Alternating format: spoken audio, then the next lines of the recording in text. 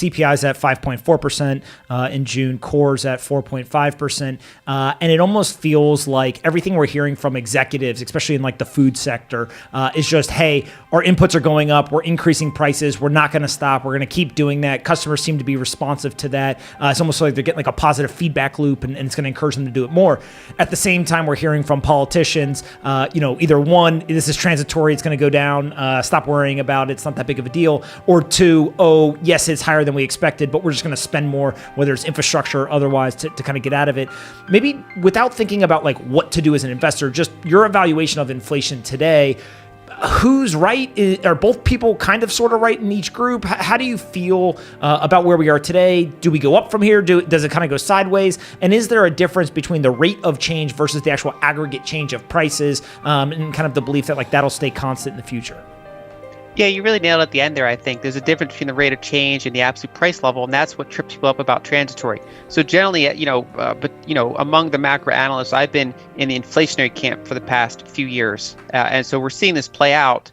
But I think the way to think about it is to make sure you understand the difference between rate of change inflation and absolute inflation. So rate of change inflation would be, prices are, say, 5% higher than a year ago.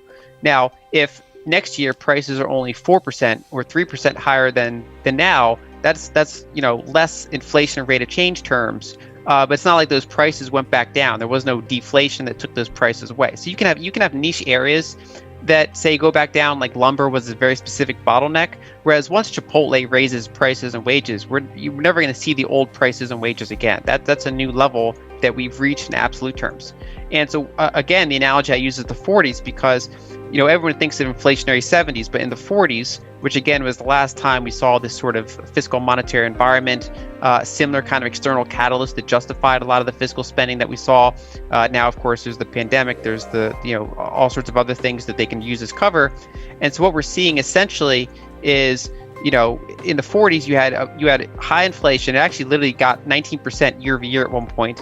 Then it would cool off and go back down to zero. But there's no period of deflation. It's not like those prices went down. They just stopped going up. They leveled off, and then they'd have another big spike to like 12%. Then they would level off. Then they would spike again by like 8%, level off. And so you had these stepwise increases in prices. And so my overall model for the 2020s is kind of like that, where I don't think we're just going to have like this big giant runaway inflation, but I think we're going to have these periods where prices go up pretty rapidly and then maybe cool off for a time, but we don't deflate back down to where we were before. And so I think, basically by the end of the decade, people holding cash and bonds will have been able to buy fewer goods and services with those things than they could before. And of course, there'll be some disinflationary areas due to technology, software, music, maybe a clothes, a tire, but things you actually want, as Michael Saylor puts it, things that you actually key real estate, key companies, gold or Bitcoin, like things that are actually scarce, that aren't being just like made far more abundant due to technology. Those are the things that your bonds and cash are likely to buy a lot fewer of those things 5-10 years from now. Yeah, the thing to me that is absolutely scary, and Stanley Druckenmiller had a pretty, a week where he went pretty hard at this across a couple of different venues, where he basically said, look, the devaluation of the dollar, the Federal Reserve's actions over the last decade or so coming out of the 2008 crisis has led to a massive increase in wealth inequality. And it seems like you're in a similar camp where you're saying, look, those that are just holding cash, you're going to lose all that purchasing power. The people who actually hold what end up being kind of resilient, value accretive assets, those are the people who are going to get richer. And so is it fair to kind of say that wealth inequality gap, based on where we're going today, given the information we have, that's only going to get wider and wider in the future? It depends on the types of inflation we see. And so over the past decade, until this like last year where we're actually getting some real CPI inflation, the past decade is mostly characterized by asset price inflation and not really CPI inflation. So that was kind of a somewhat disinflationary tech-heavy decade, where if you were owning, key properties or key tech companies or just the S&P 500 as a whole, you got much further ahead than someone who is not invested in assets.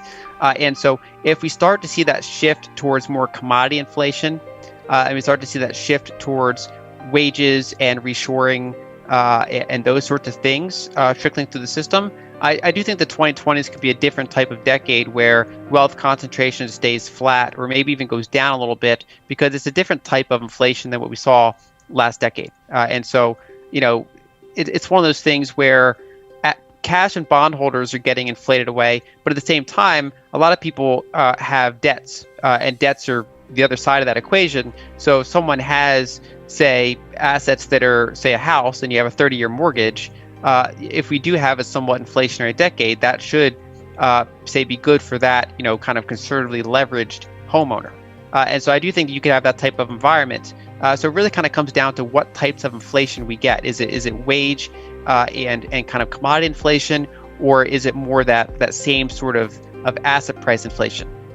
When you think about a portfolio, inflation hedge ends up being a very popular kind of term that people are thinking about or actually acting on. I believe that you own Bitcoin and gold. Correct me if I'm wrong there. And then how do you think about sizing inflation hedge type assets in a portfolio? Are there other assets that you're looking at from an inflation hedge perspective? And then also maybe any comments in terms of, it seems like the stock market has become an inflation hedge to some degree, and people are kind of piling in there as well. And so kind of how do you just think about what to do once you understand the inflation situation we're in?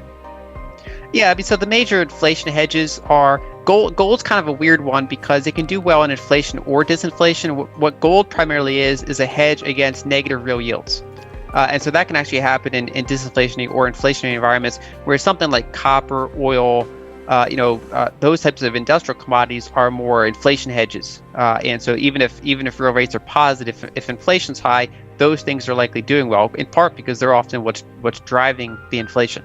And Bitcoin is its own beast. I mean, obviously the past 10 years, the last decade, was mostly inflationary for asset prices, not say the commodity index.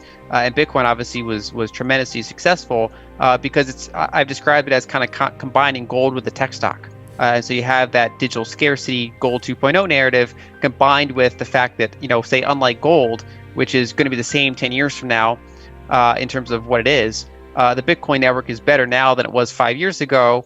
And unless there's some sort of catastrophic tail risk, it'll most likely be better 5 years from now. So there'll be more activity on the Lightning Network.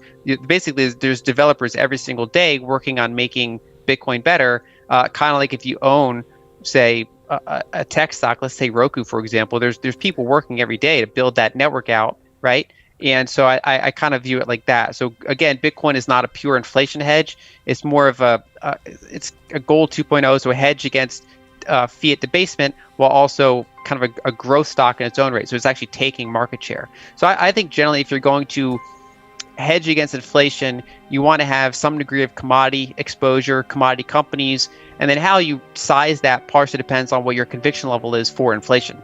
And so my overall approach is to have some energy companies, some gold miners. I did have copper miners, but I trimmed them out when they kind of went parabolic there, and then I might add back to them. And so I have kind of that barbell approach where I have some long-term growth stocks that are I think basically disruptors. They have this long-term compounding effect. And then on the other side of the spectrum, that's when I have that more commodity exposure, or gold and then things like that. And then Bitcoin's kind of in the middle, where it's both sides of the camp essentially.